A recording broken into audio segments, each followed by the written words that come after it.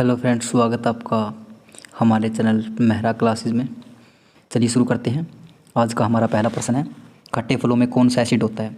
तो खट्टे फलों में साइट्रिक एसिड होता है। अगला प्रश्न है दोस्तों, भारत में प्रधानमंत्री का जो ओहदा है को उसको क्या कहा जाता है? तो उसको कार्यकारी प्रमुख कहा जाता है। अगला प्रश्न है दोस्तों,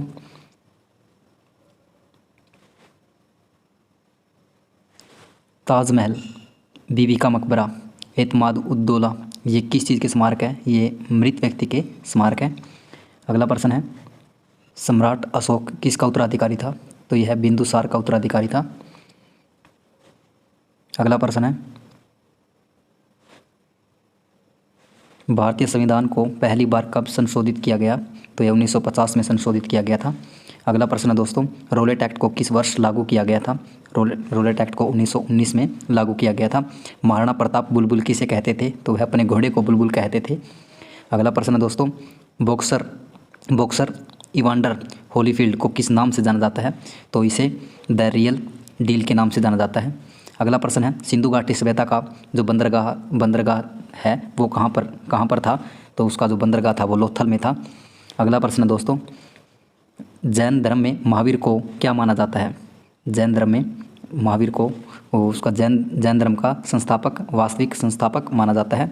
अगला प्रश्न है दोस्तों, मगध के उत्थान के लिए निम्न में कौन सा शासक उत्तरदायी है? तो वह बिंबिसार है। अगला प्रश्न है, भारत में प्रोफेशनल जो 2020 क्रिकेट लीग है उसको क्या कहते हैं? तो उसको IPL कहा जाता है। अगला प्रश्न है दोस्तों, भारत के राष्ट्रपति कौन है? भारत के जो राष्ट्रपति है वो रामनाथ कोविंद है। अगला प्रश्न है दोस्तों, सचिन जो तेंदुलकर है उसको हाल ही में किस खिताब से नवाजा गया है? तो उसे पद्म विभूषण के खिताब से नवाजा गया है। अगला प्रश्न है दोस्तों, इसरो का जो हेडक्वार्टर है वो कहाँ पर है? तो वह बेंगलोर में है। अगला प्रश्न है दोस्तों, संसद में कौन से दो हाउस होते हैं? तो संसद में 2 हाउस होते हैं, लोकसभा और राज्यसभा। अगला प्रश्न है दोस्तों, भारत का सबसे छोटा राज्य कौन सा है? भारत का सबसे छोटा राज्य गोवा है। रामायण के जो लेखक है वे कौन थे? वे वाल्मीकि जी थे। अगला प्रश्न है दोस्तों, भारत में ब्लू सिटी के नाम से किस शहर को जाना जाता है? तो ब्लू सिटी के नाम से जोधपुर को जाना जाता है। अगला प्रश्न है दोस्तों, भारत में कौन सी नोट इशू सिस्टम फॉलो को जाती है? तो वह है मिनिमम रिजर्व सिस्टम। अगला प्रश्न है दोस्तों, भारतीय संविधान में कितनी भाषाएं हैं? भारतीय संविधान में 22 भाषाएं हैं। अगला प्रश्न है दोस्तों, भारत के किस राज्य की आबादी सबसे ज़्यादा है? तो वह अरुणाचल प्रदेश है। अगला प्रश्न है दोस्तों, मिल्खा सिंह को क्या कहा जाता है? मिल्खा सिंह को फ्लाइंग सिख ऑफ इंडिया कहा जाता है। अगला प्रश्न है दोस्तों, भारत का सबसे बड़ा जो राज्य है वो कौन सा राज्य है? तो वो राज्य है राजस्थान। अगला प्रश्न है दोस्तों, भारत में कितने राज्य और कितनी यूनियन टेरिटरी है? तो 29 राज्य और 7 यूनियन टेरिटरीज है। अगला प्रश्न है दोस्तों, भारत के जो 14वें प्रधानमंत्री है वो कौन है? भारत के 14वें प्रधानमंत्री नरेंद्र मोदी जी हैं। अगला प्रश्न है दोस्तों, गुप्त काल में कौन सी गुफाएं निर्मित की गई थी? तो गुप्त काल में अजंता गुफा निर्मित की गई थी। अगला प्रश्न, 7 अजूबों में कौन सा अजूबा आगरा में स्थित है? तो वह है ताजमहल। अगला प्रश्न है दोस्तों,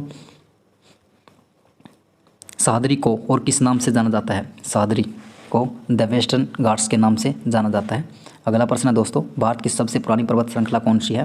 तो वह अरावली पर्वत श्रृंखला है। अगला प्रश्न है, ट्विन सिटीज़ कौन से 2 शहरों को कहा जाता है? तो वह कहा जाता है हैदराबाद और सिकंदराबाद को। अगला प्रश्न है दोस्तों, भारत के राष्ट्रपिता कौन है? तो इसका हमारा सही आंसर होगा महात्मा गांधी। अगला प्रश्न है दोस्तों, हमारा राष्ट्रगान किसने लिखा था? तो हमारा राष्ट्रगान जो था रविंद्रनाथ टैगोर ने लिखा था। अगला प्रश्न है दोस्तों, फादर ऑफ इंडियन कॉन्स्टिट्यूशन किसे कहा जाता है? तो डॉक्टर BR अम्बेडकर को कहा जाता है। अगला प्रश्न है दोस्तों, भारत का गणतंत्र दिवस कब मनाया जाता है? तो यह 26 जनवरी को मनाया जाता है। आंध्र प्रदेश का जो लोक नृत्य है वो क्या है? वो है कुचिपुड़ी। अगला प्रश्न है दोस्तों, भारत के गृह मंत्री कौन है? तो भारत के गृह मंत्री अमित शाह हैं। अगला प्रश्न है दोस्तों, भारत के वित्त मंत्री कौन है? तो भारत के वित्त मंत्री निर्मला सीतारमण जी हैं। अगला प्रश्न है दोस्तों, भारत के RBI गवर्नर कौन है? भारत के RBI गवर्नर शक्तिकांता दास है। अगला प्रश्न है, किस भारतीय ने प्रबुद्ध भारत पत्रिका शुरू की? तो वह की थी स्वामी विवेकानंद जी ने। आगे है, भारत के शिक्षा मंत्री कौन है? भारत के शिक्षा मंत्री रमेश पोखरियाल है। अगला प्रश्न है, भारत के रक्षा मंत्री कौन है? भारत के रक्षा मंत्री श्री राजनाथ सिंह जी हैं। अगला प्रश्न है, महाराष्ट्र के मुख्यमंत्री कौन है? महाराष्ट्र के मुख्यमंत्री उद्धव ठाकरे जी हैं। अगला प्रश्न है, तमिलनाडु के शासक कौन है? बनवारी लाल पुरोहित। अगला प्रश्न है, दुनिया में 2020 से कौन सी वैश्विक महामारी चल रही है? 2020 से जो वैश्विक महामारी चल रही है वह है कोरोना वायरस। अगला प्रश्न है दोस्तों, फेसबुक के संस्थापक कौन है? फेसबुक के संस्थापक मार्क जुकरबर्ग है। अगला प्रश्न है दोस्तों, भारत में पहला फ़ोन कब लॉन्च किया गया था? तो यह 1995 में लॉन्च किया गया था। अगला प्रश्न है, लीवरेज एजुकेशन के संस्थापक कौन है? तो अक्षय चतुर्वेदी जी हैं। अगला प्रश्न है दोस्तों, सीए का फुल फॉर्म क्या है? तो इसका फुल फॉर्म है चार्टर्ड अकाउंटेंट। अगला प्रश्न है दोस्तों, भारत में लाइसेंस प्राप्त करने की आयु क्या है?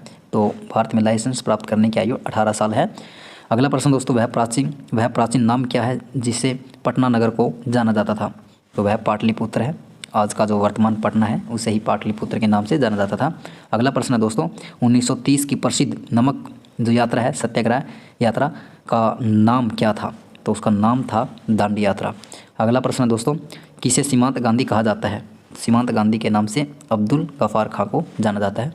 अगला प्रश्न दोस्तों, वंदे मातरम गीत के लेखक कौन थे? तो वो बंकिम चंद्र जी थे, बंकिम चंद्र चटर्जी।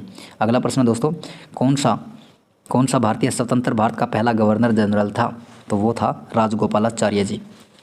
अगला प्रश्न दोस्तों, सर्वप्रथम किसने कहा कि स्वतंत्रता मेरा जन्मसिद्ध अधिकार है? तो यह कहा था दोस्तों बाल गंगाधर तिलक ने।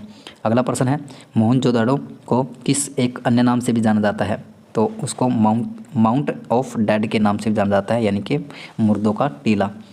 अगला प्रश्न है दोस्तों, शाहनामा किसकी कृति है? शाहनामा फिरदौसी की रचना है। अगला प्रश्न है दोस्तों, फतेहपुर सीकरी की स्थापना का श्रेय किसे जाता है? फतेहपुर सीकरी की जो स्थापना है उसका श्रेय अकबर को जाता है। अगला प्रश्न दोस्तों, राज्यसभा को स्थायी सदन क्यों कहा जाता है? राज्यसभा को स्थायी सदन क्योंकि इसे कभी भंग नहीं किया जा सकता।